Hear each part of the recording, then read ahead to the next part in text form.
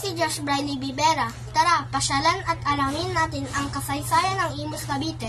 Noong 1998, mayroong lamang itong 21 barangay, pero ngayon binubuo na ng 97 barangay dahil na-subdivide ito. Kaya ang mga barangay ay mga numbers or letters sa mga dulo, maliban sa buhay na tubig at bahayang pag-asa. Imus ay galing sa salitang infamous. Ang ibig sabihin ay lowland o kapatagan. Ang Imus ay dating kabahagi ng Cavite el Viejo, kilala bilang Cavite.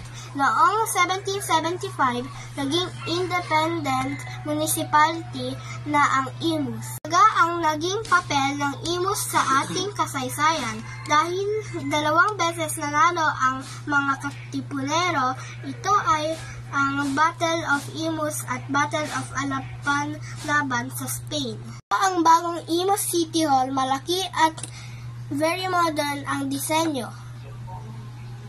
Ito naman ang Imus City Grandstand at Chalk Oval.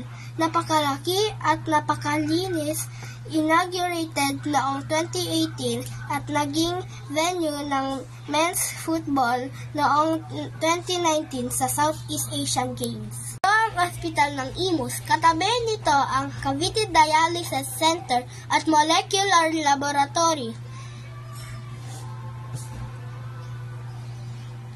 Ito naman ang Imus National Heritage Park, kung saan binibigyang halaga ang Battle of Alapan na nagyari noong May 28, 1898 sa pangunguna ni General Emilio Aguinaldo.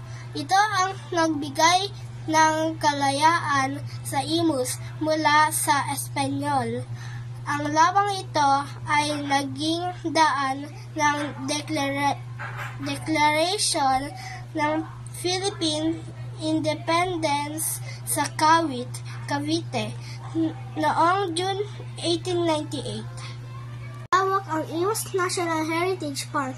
Mapapansin ang Philippine flag na nakawagayway sa gitna at sa likod nito ay makikita ang iba't ibang larawan ng mga dating flag bago nagkaroon ng modern design ng Philippine flag.